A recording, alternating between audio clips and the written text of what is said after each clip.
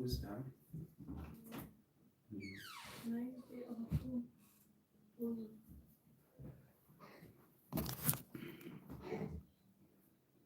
Let me see if it's charged or not. Okay, it's charged. In case if our phone dies, right, just keep my inside the place, so I'll be checking on you.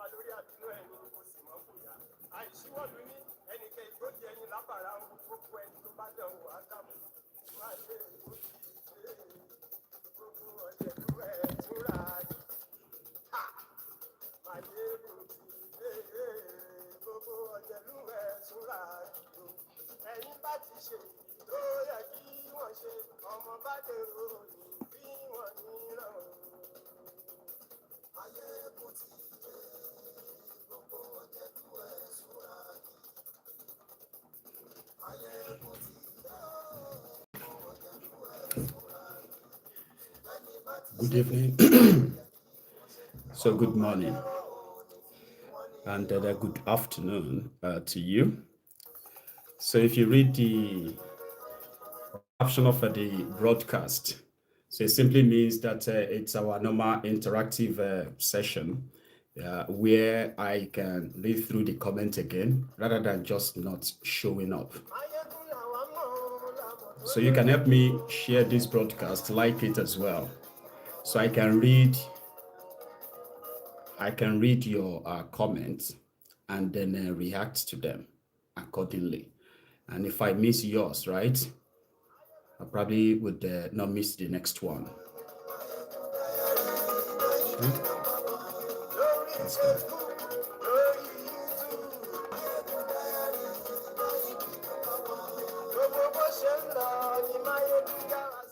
African Rockstar TV. The best way to send that to me, I need to know if it is audio or video so that I can look out for it. send it through the studio number. All right, there is a number that is usually on Maiyegun's diary Politico, which is the studio number. If you save that and then you send it over, I can easily see it. Yeah. So, like I usually do, or I've been trying to do, is to start a conversation. If you look at the rider of the broadcast, all right. So it is to start the conversation and then read through the comments and interact. That's what they said I should do in order to possibly help reduce this, notification to some of the subscribers, especially on YouTube. So they said this could help. So if you receive the notification and you are watching, right, don't think, oh, what's this? What's going on? So it is an interactive one with Maiyegun rather than the normal sharing of what's going on in that sense. This time, we're just going to have to talk about it. And then you can ask me questions, or you can even tell me what you want me to say something on, and I can share my view. Yeah, helpful remedy. You see, thank you. Now let's start with ROR 803. Can Rufai be arrested for treason for saying they tapped Ribadu's phone? By Nigerian law, I'm supposed to be quoting it too, but yeah, I can look it up. So by Nigerian, you cannot wiretap government official. That would be illegal. And even government can't really wiretap the citizens without the court warrant. Do you get that now? Like if you are a private individuals, right, not working for any government agency or anything, you cannot wiretap government officials or anybody, because you are going to need a court warrant, a court order that allows you to do it. So the moment you do it without the court order, you have broken the law. And breaking the law means, yeah, they will come for you. So if Rufai, I think, is clever by half, by saying some people, some. So yeah, Tinubu's government can demand that it should provide that person, because it's kind of like puts their national security at risk. It simply means that usually when people hack or wiretap government officials, hack their phones and all that, they always release them into the dark web. And from dark web, it will make it to the normal web. And you will never really get to know the originator, sure you get. But when government is so interested, right, they have the resources to track it down to the first person that uploaded it, if they are really desperate to look for that person. So Rufai telling us that Ribadu gave the order. It could have just stopped there and they'll say, okay, give the evidence, like other political talk. It will just be passive, among many other things he said about Ribadu. But for him to go as far as explaining and telling us that it is not that people told him like that. They had people who are also listening to their calls. They are listening to their plans. And it was like, they have those people, and those people told him that it was the one who called the DSS to come and get him. Yeah. So one moment, so I'm asked to put up a poll.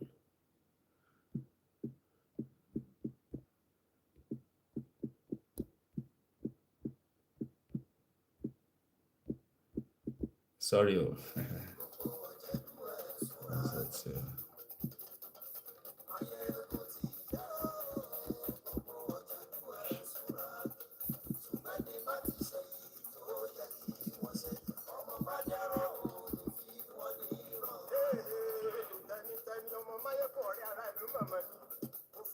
Yeah, let's see.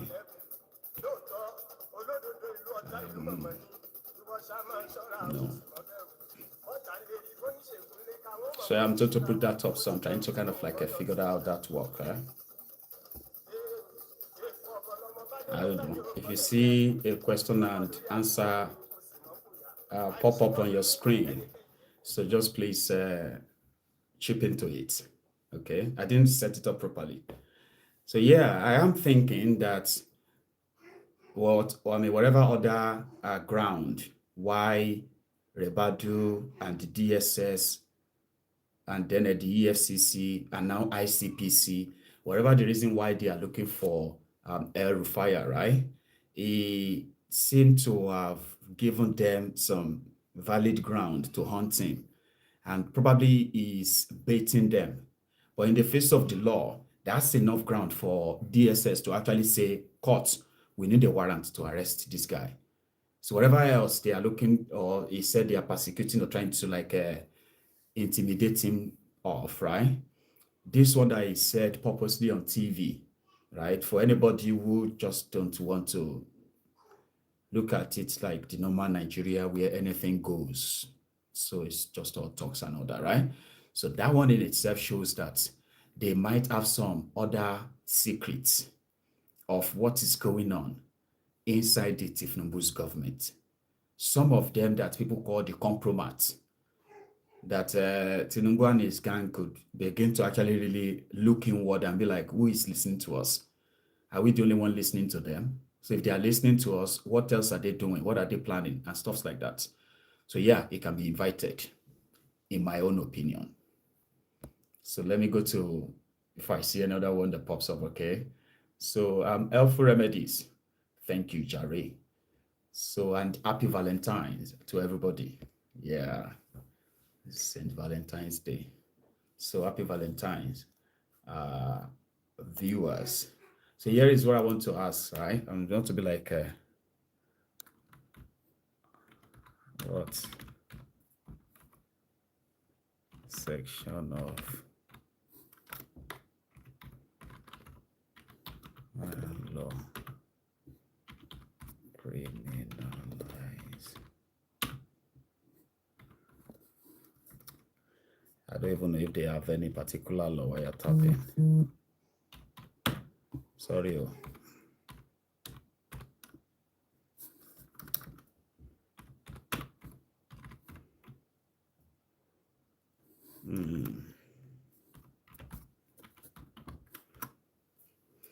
So I'm putting something up to probably have a bit of a quote of their law.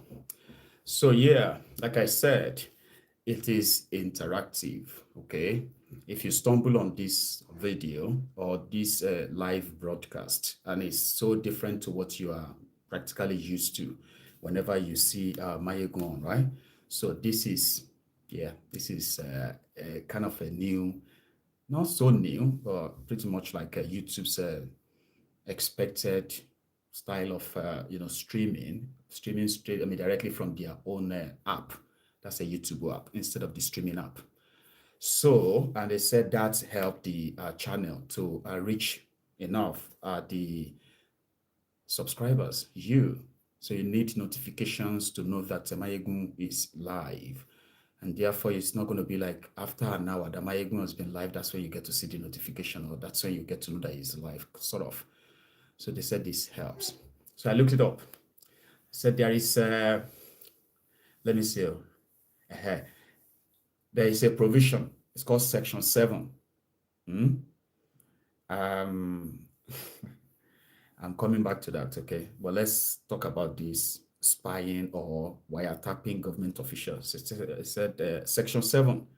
Section 7 of Nigerian Constitution says something around that.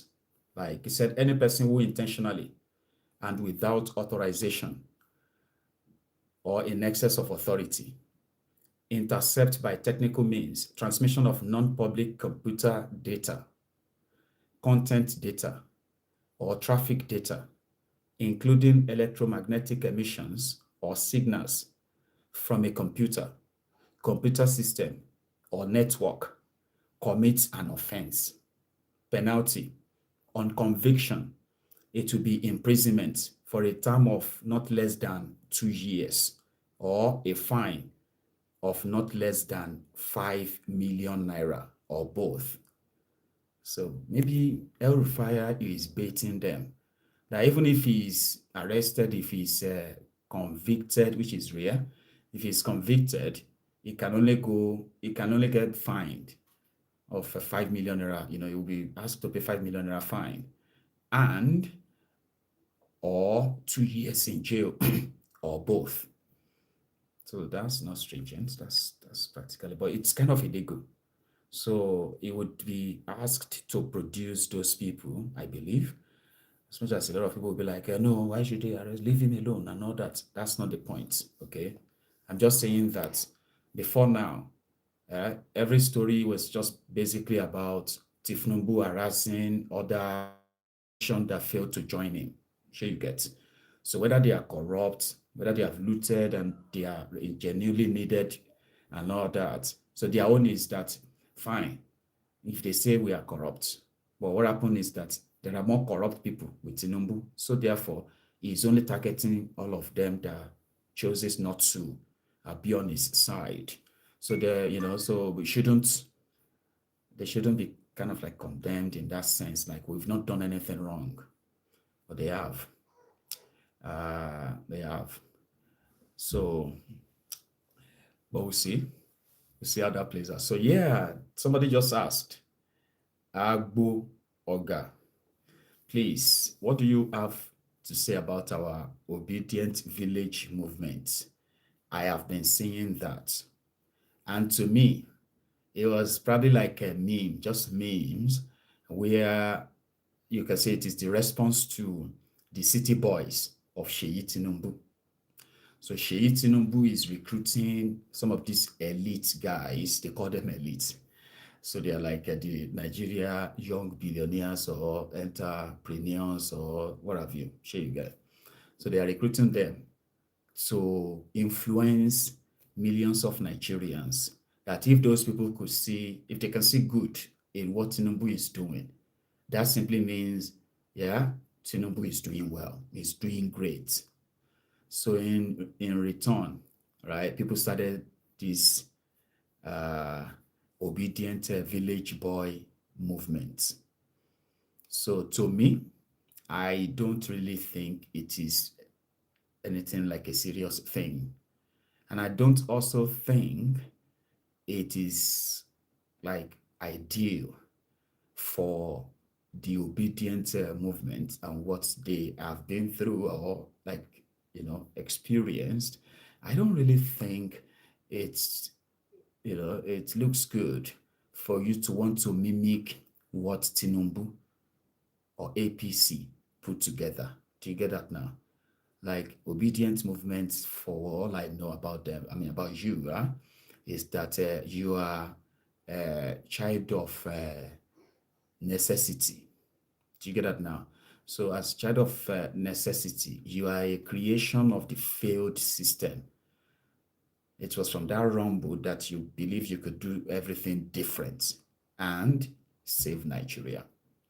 So you are like, in this day and time, you're like the Gen Z pathfinder of Nigeria, in my own opinion. So therefore, reacting because they are doing city boys and then everybody is doing obedient village boys,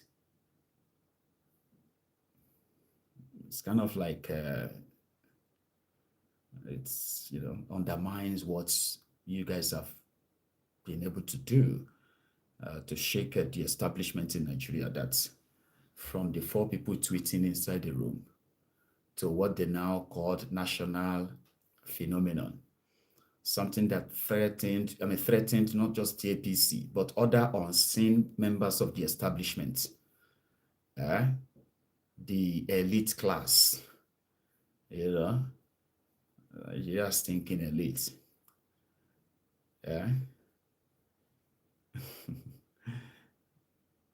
Yeah, Ezuka. This is something that people, if not because the state that Nigeria is, they feel me, such statements should never have even come out of the mouth of El Rufai, but he has said worse things. It was him that said, if you kill a Fulani, they will never forget. Even if it's going to take 100 years, they will avenge that death. You remember it was him, So he said things that ordinarily, if Nigeria was a working country, somebody like that would never be in any political position or even aspire to to be relevant in anything political conversation in Nigeria, but people have done worse, they will say. And right now, it's just going to be like your own worst man is better than my own worst man. My own worst man is better than you. Or my own worst man is a religious man. So forget about all his bad side. He's very religious. So in that sense, right, people like this escaped responsibilities and they continue to be like recurring decimal. They continue to occur in our political and everyday life. Right? Yeah, my man, Kaliopara. It's been a long time. Sometimes I feel like some of you, the pioneers, you have all abandoned the temple. But once in a while, when you pop up like this, and in fact, because of this section this session on Maiyegun's diary Politico, which allowed me to really read the comments properly now. Like, okay, that's someone. Yeah. So, National Security Advisor of the country is somebody who is the most powerful person in the settings of Nigeria. You need to understand that. So that person have access to all the intels, and he is expected to be 100% open with the president because he's going to be advising him on the issue of national security. So you understand that they built a whole massive, mansion-like kind of edifice, office for Ribadu, where it is believed that, it is like the defense house. Well, it's not the defense house. So it's like the defense house where you can say it's the repository of all the data, info, everything that has to do with Nigeria. Secret operation, open operation, all of this is those guys who are the most terrible people in the north, in the south, those who are extremists, and look, they have all the details. Ribadu does. So if somebody now comes out to say that his phone was wiretapped, so they listen to everything he's saying. It was when they were listening to everything he's been saying, that's security breach. Trust me, that's security breach. So for him to be able to say that openly, and it is going to be played on the altar of opposition and all that, is scary. I agree. It is scary. Greg, I'm surviving, or I'm trying to be. Thank you for asking. Collins, how are you, Baba? Thank you for asking, and then thanks for joining us. I salute you too. Yeah. Felix, yes, so, YouTube is mad. I'm glad that somebody like you got the notification, and as pioneers, you are still here. Yeah, when everything was like starting from the tiny until when it got so like big spread and all that, and then suddenly, yeah, they had to tell us about algorithm, new tech that you have to keep up with. Oh, you have to do this now if you really want your channel to match up this and that. Okay, so, but we all thought, right, if you organically get subscribers on any platform, meaning people actually love what they see and they decided to stay back, so they subscribed. So that agreement is that what? You will get notification whenever this channel shares anything. Abi, that's a simple, straightforward agreement, but that is not how it works. So YouTube want me to spend a lot of money, and I don't have that. They want me to, they call it reinvesting in your channel, kind of. So I would probably have a budget of, let's say, maybe £2,000 every month. And I will use this money to then promote several clips, several videos, and all of that. And that's not really fair, right? Because I have organically raised the bar to over 100,000. So if 100,000 of my subscribers, 110,000 of my subscribers, if they are receiving notification, and you have 30% of them pretty much like, viewing as they should, I mean, that's kind of like a pass, but that's not how they want it to work. They want me to be paying to promote stuff, and then in return, yeah, they can then allow the channel to get noticed by who? By you. Those of you who have already subscribed, set up your notifications and the rest of that. So sometimes the algorithm will delay that. You know that Maiyegun goes live from 8 o'clock, right? And then you will just not see anything. The worst case, right? You will even go to YouTube and be searching for Maiyegun, and you will still not see Maiyegun live. You'll be seeing the old videos. So you'll be like, okay, it didn't go live. It's not live. Then 2 hours into the program, YouTube will now send you notification. Maiyegun is live. You click it. Maiyegun has been live for 90 minutes. Like, how come I didn't see that? What happened? Algorithm. It's crazy. So, thanks to those of you who kind of like always turn up. Collins. Private chat is something I have, for some reason I have pretty much like stopped. All right. So, and I am sorry that there are those who really have genuine reasons that they want to have a one-on-one chat and all that. Sure, you get. So I decided to just keep everything open like this. Sometimes I would say, oh, why don't you phone in into the program? You get what I mean now? Like, why don't you ask the question directly and all that? But if it is something that is personal, right, then I kind of can deal with that. But from experience, right, Collins, I'm saying this now just so other people who believe that they have sent me messages and have not really been responding, and they will probably feel like, no, it doesn't right, and all of that. No. The reason is because I'll tell you from experience, and I'm so sorry if some of you will feel like, but that's not us, that's not me, and all that. I get it. So a few years back, right, when I made my number public, and I expected that when people want to have a chat, right, it should probably be on something new, not something that is already public that we are all sure you get. And number two, I don't get involved in people's face-off. Do you get that now? Like, oh, Maiyegun, I want to tell you something. Somebody did this, and this, that to me. So I want you to help me talk about it. I don't do that. That's why I intentionally named the channel Maiyegun's Diary Politico. That's just Maiyegun's Diary Politics. Do you get that now? So certainly when people now started calling me, Maiyegun, sorry, can I talk to you?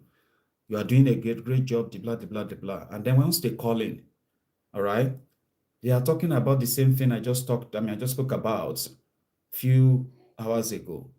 Do you get what I mean? Like, I just did a 3 hours program, and then you decided that we should talk, and I'm supposed to kind of like go on and do other things, like get on with other things I have to do. Then I needed to speak to this person who want to talk to me. So then what happened? Maiyegun, well done. What do you think this Buhari is doing? This Buhari is very, can you see all those things you said today? They are true. Everything you said today, Maiyegun, honestly speaking, man, and then I will now be walking towards, how can I get this person to tell me why he wanted us to talk? Do you understand? I said from experience, okay? So I just realized that back then, a lot of people just want to talk, to have a chat in a way that they can say, oh yeah, I spoke to him and yeah, it was this or that. So because of that, I developed a phobia for phone calls and then text messages. And I'm serious. It really got to me. It was that bad, right? That I became very much afraid to take my calls, to even read my text messages. I'm talking about, there was a time where I was all into it, replying everybody, trying to kind of like have a conversation, to have relationship in that sense and all that. Men, women, everybody, Maiyegun, you get that? But it really got to me, it's crazy, right? What some things, excess of things can do to you. So I developed a phobia that I'm still very much suffering from right now. Not like I've been diagnosed of it, but I can tell you that I am not somebody who is comfortable taking calls. I mean, Forget about that. I've got new number and all that, right? But I've gotten to a stage whereby even when unknown number calls me, I'm talking about here, I developed a phobia that I can't take it. I'll just let it ring out.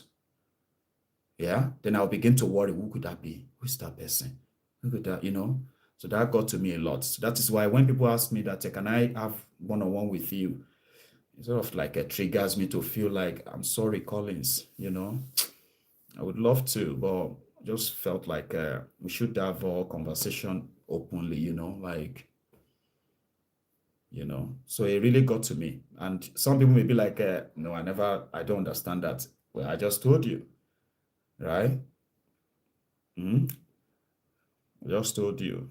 That's why I don't do that private talk, private chat. And don't let me lie to you. I have lost what you can call opportunities in that sense. I have had people, right, who have offered me things. They've offered me things genuinely in their messages, and I may never see them. So many of them I may never see them for like a year, 8 months, 9 months, long time ago. So whenever I decided to start looking at all those messages, I realized that they've been messaging me for some time. But because I stopped taking calls, I stopped replying messages, not because anybody threatened me or they sent me some messages I didn't want. No. It got to a point whereby I just felt like it was pointless. I was overworking my brain. I would be on the phone with some of them for 1 hour, 2 hours. Do you get that now? Like, I'm going to be like, what are we talking about? They will tell me everything. I will tell them everything. I will be like, like we have known each other for a long time ago. Those who have had that kind of chat with me will tell you. Then I stopped, like totally. And I won't lie to you. It's kind of like has affected some of my relationship with people too. Like I became somebody who just can't be bothered. I can't deal with anything extra than the way I have kind of like worked and programmed my, my life. What do you call it? Take care of myself, take care of the family, provide, right? Work, provide, take care of yourself. So anything outside that becomes so much of like, God. But I never used to be like that, I never used to be like that. So I'm so sorry that it is not act of pride. It's not act of nothing. It's nothing to do with you. If you send me messages and you're like, you don't reply your messages and all that, I'm sorry. I'm sorry.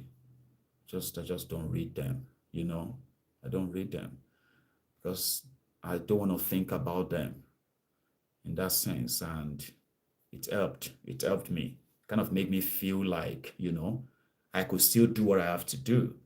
And I am so sorry as well that I had to take out the calling section during the programs and all that. But it's simply because this algorithm thinking, right, really, really, what do you call it, discouraged the motivation to keep creating and keep engaging and keep, and it's affected a lot too. And then there's also a lot going on. There's a lot going on that I am also trying to kind of like undo in order not to like break down, you get? Because I feel like I owe a lot of people a lot of responsibility. That's even sad.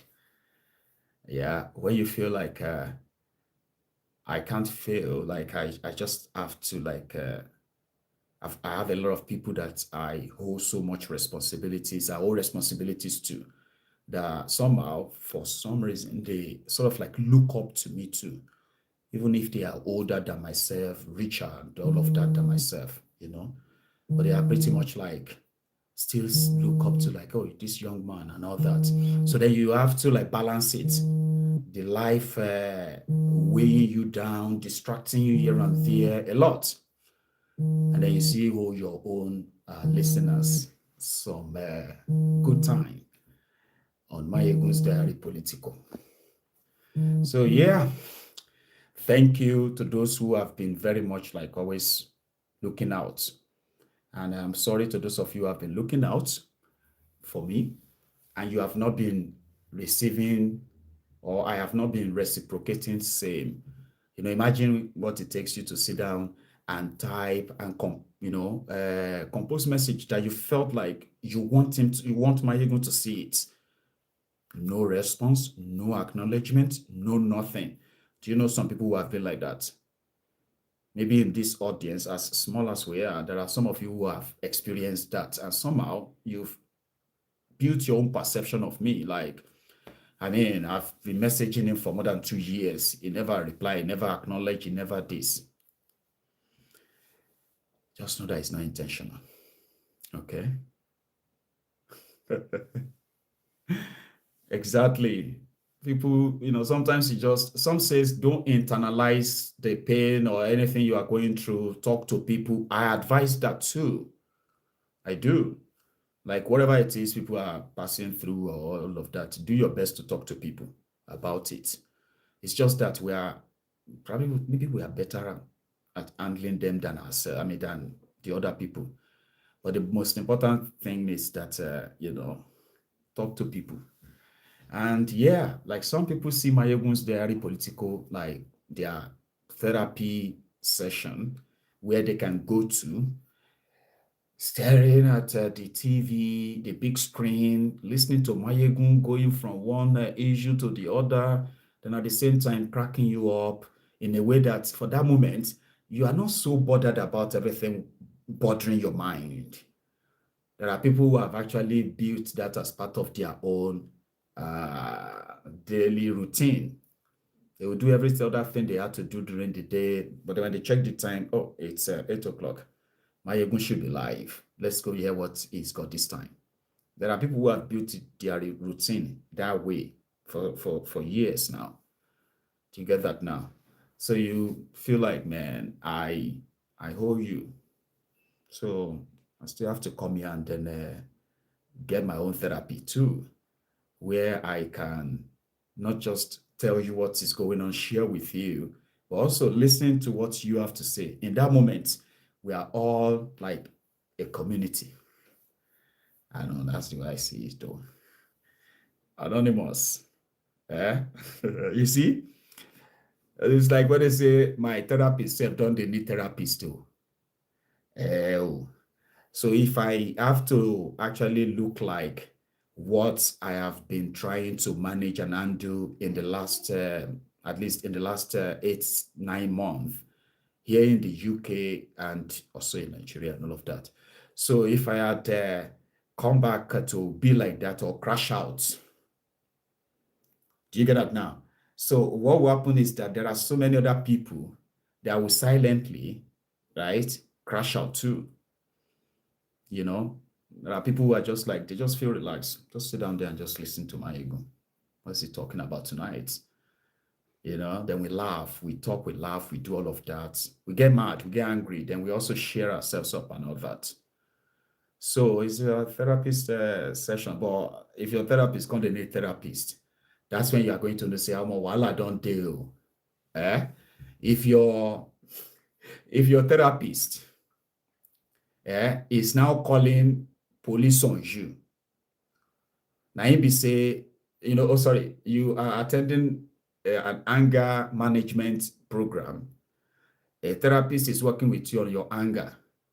And somehow, your next session with this therapist was that he became so angry that he threatened to harm you if you don't leave now. Or he's going to call the police. And you are like, hang on, no. Come be like say my own therapist need therapist too, because your own anger problem past my own. Oh, you get that? So that's what life can be like sometimes, okay? So, but on Maiyegun's Diary Politico, it's kind of like a roller coaster of it all. Life is a teacher. The more you live, the more you learn. You see how now African Rockstar TV, because it seems like we are all patients in this what do you call it, in this conundrum that we found ourselves as a people. So there's so many things, right, that will make you feel like, come on, if I tell you what thing they do me, Baba, you go begin to cry. I say, that's another thing, all right? You see, when you tell people that, man, Baba, it's not easy. Man, you don't understand, man. It's been very hard and tough and all of that. I say, what happened? I say, well, if I start telling you right now, Baba, honestly speaking, you are going to feel sad for me. That one is like, okay, then empathize with you and say, sorry, Baba, sorry, everything go do okay. Make you, no, that's un-Nigerian. The Nigerian way to react is going to be like, oh, you better brace up. You know, be man. If I tell you my own issue, if I tell you my own problem, Baba, Omo, you feel faint. I say, why I go faint because of your problem?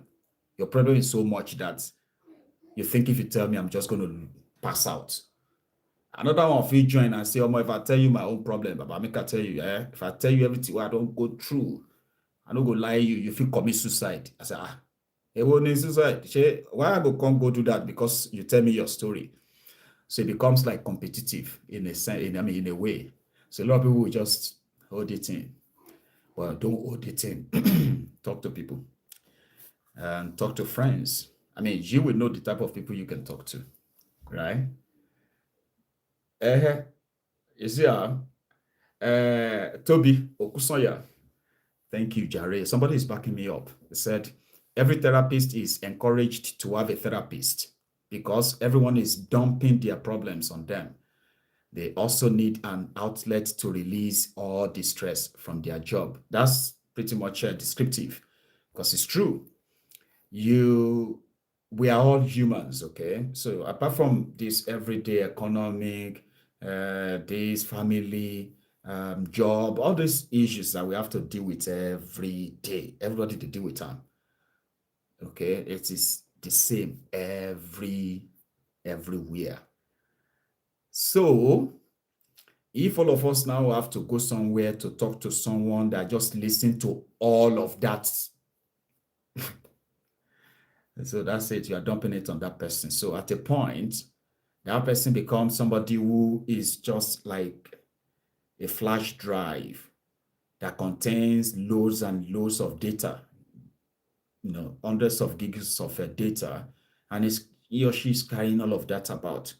And somehow, when things go somehow in his or her own life, there is a possibility that she can begin to reflect the life of our clients or our patients and begin to mirror that towards whatever is happening to her. And yeah, a therapist will need a therapist. Right.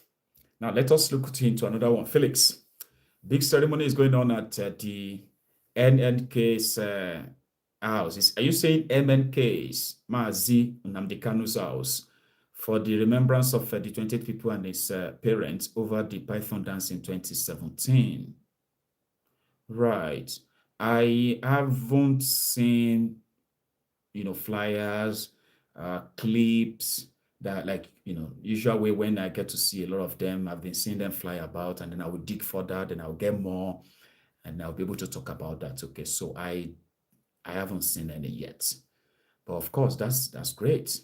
And that's one thing about the IPOB that I respect a lot, right? Is the record keeping, remembrance. Under all this persecution, all this targeted profiling and all that, you still get to see this IPOB and the Biafrans and the rest of them to continue to remember those who have become the victims of the state's high-handedness. So even if Nigeria wants you to forget them, that they are nothing, they want you to ignore the noise and just move on.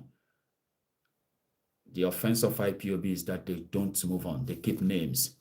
I have attended the Biafran Remembrance Day, which is usually the 30th of May of every year. So I've attended few here in the UK. I've attended in London. I've attended in, was it Dundee or Aberdeen that we went? I've attended in Edinburgh. And on every occasion, right, you are going to see group of people, every like individuals, they will give them lists, names of the people who were killed during the genocidal war of 1967 to 1970, and those who were killed in the clampdown, criminalization of self-determination by the IPOB, killed by Buhari's government. They read all their names. They will tell you their stories. This is Chukwemeka, this. He was a young man who was of this social age, from this social community. On the so date, he went out with his friends, and then so happened, and that's how they killed him. I mean, you will, if you have attended all over the world, that's the way they do it. If you attend this IPOB Biafran's Remembrance Day, they are always reading out the names of the victims of this struggle. And above all, they will now come back to identify the leader, Mazi Nnamdi Kanu, the prisoner of conscience that Nigeria is holding. And it's always very solemn, it's always very, very kind of like emotional, spiritual, and you can say sort of like a soul searching. And I don't know, maybe because I am not an Igbo man, that is why it is a little bit kind of like more touching when you understand the deepness, So it's good that they are remembering the victims of Python Dance 1, Python Dance 2, Python Dance 3. On each occasion, tens of young people were either killed or made disappear. There are still hundreds of young people from the young Igbos from the eastern part of Nigeria that are languishing in different prisons across Nigeria. And women are not even spared. Women. They packed over 100 women from Obigbo in Rivers State, and they locked them up in Suleja prison. Suleja prison. They didn't take them to court or anything. Yeah. The day they appeared in court was the day they granted them bail. And guess what happened to the case? Dead. So there are people that they have taken away in that guise, in that under the cover of they want to stop IPOB from becoming armed or to forcefully break Nigeria up and all of that. But they are the ones killing people and then screaming that IPOB is going to be killing people. They hate their people and all of that. So these people knows who are with them, and they continue to remember the sacrifices of those that Nigeria has killed. So don't forget that. I agree with you. So Felix, I hope I get my hands on some of the celebration clips and I can share that with us here, okay? Sabenwa, you heard about the Nigerian boat driver that got killed in South Africa. If Nigeria were good, most want to Japa. It's sad. I saw the video. Not that I heard it alone. I saw the video. And I heard that this happened last year. Do you get that now? Like, because the, what do you call it? The perpetrators have been apprehended except one. It's unfortunate. He was there as a student or so, and at the same time working this Uber on the side. And it was called like every booking. So he got there, got these guys, and a lady and two men. So the lady sat in front of the car, which is the passenger seat next to the driver. These two men behind him strangulated him. One of them strangulated him. The other one was holding his hand while the girl was robbing him, like stealing from him, stealing wherever they could steal, phone, money, anything they could find on him. But they didn't take those and just leave him. They had to strangulate him until he died. Everything on camera, dash cam. It's crazy, man. It's crazy.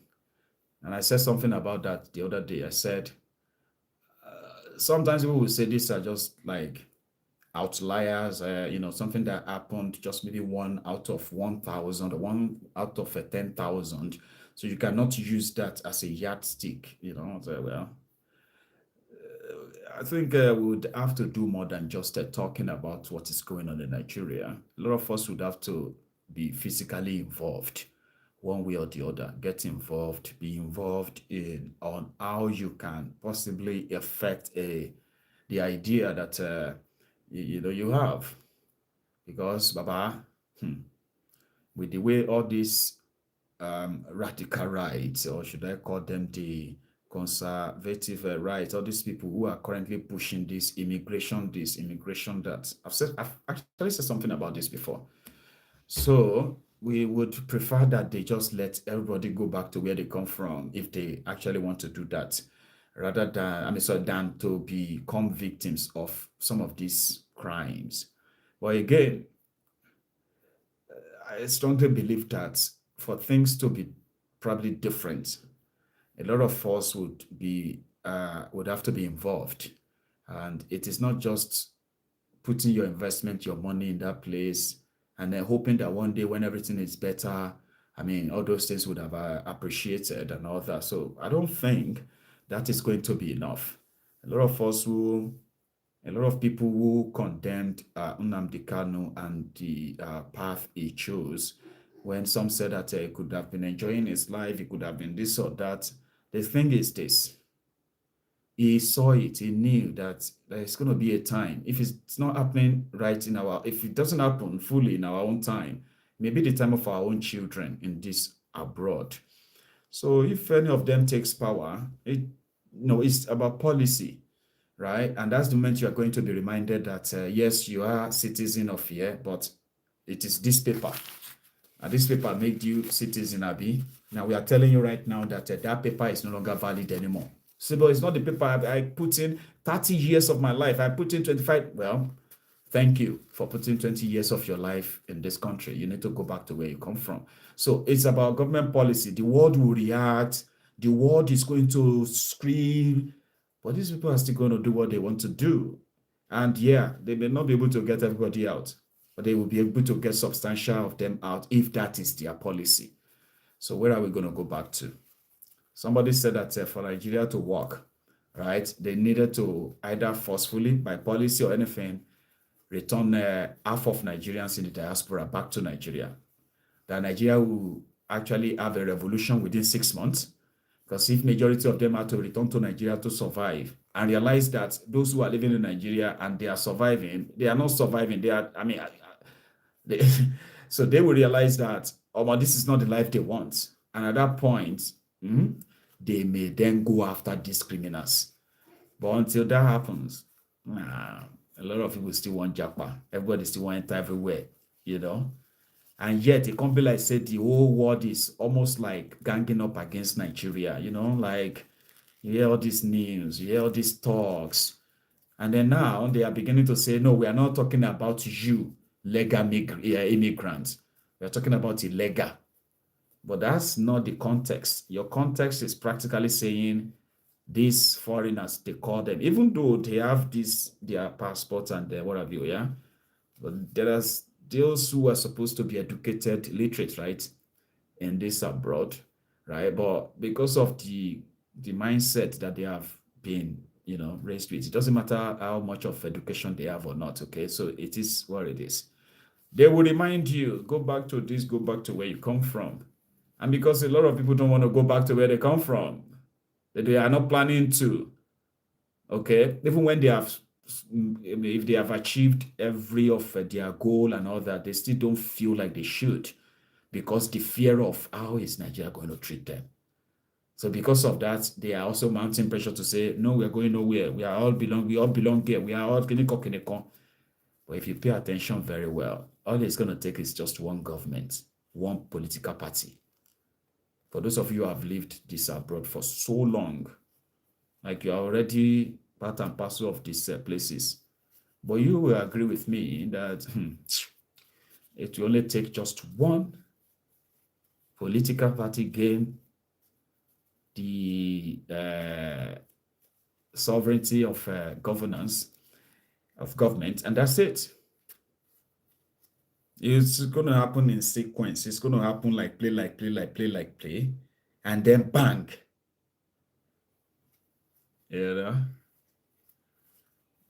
If you have been following Donald Trump is saying everybody who is legal immigrants, they are fine. Illegal immigrants, they have to go back or be deported. Sure, you get. But that is not how most of Donald Trump's supporters sees it. Only a few ones will tell you, you want it? What? You feel what? Your nose, sorry, your one day is around. Sorry. Is that better? I'll come and give you medicine. Do you want medicine? Oh. Am I hungry? A bit hungry, okay. I want water. You want what? Water. You want water? No water. I'm hungry. Okay, Daddy coming to come and give you something then, okay? Do you want apple? Sorry. Sorry, your one day is around and... water. You want chicken nuggets? Yeah. Okay, Daddy will come and put chicken nuggets on for you now, okay? Daddy, I need it there. What? I need it there. You need it to hear. Yeah. Okay, shut the door. Daddy coming, okay? What if you don't be just the table? That's just water. Just water to just serve. Daddy coming, okay? 5 minutes. 5 minutes. Yeah, 5 minutes. I'm coming. 5 minutes.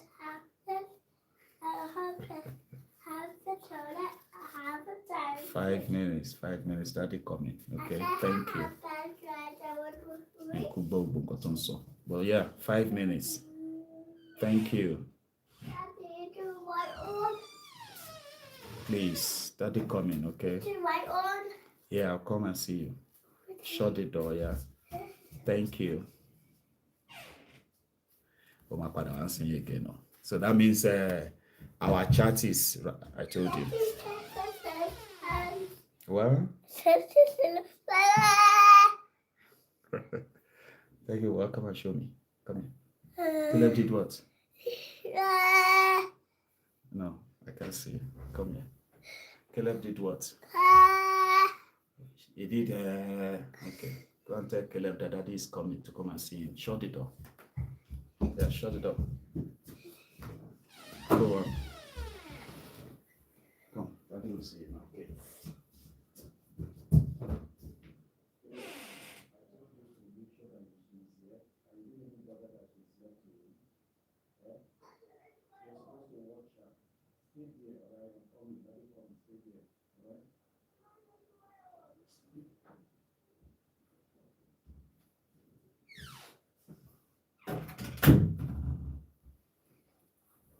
Sorry, yeah. So Yewande, once Yewande is around, or she decided to call for that attention, then she's going to have to get it. So thank you very much anyway. I wish we could probably spend more time, but I'm going to see you tomorrow. We'll do catch up and I can give you updates, whatever's going on, right?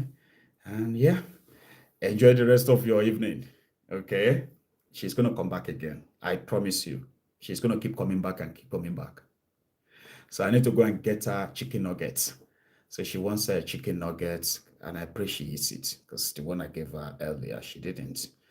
But yeah, thank you so much for your time, okay? I'm going to see you another time.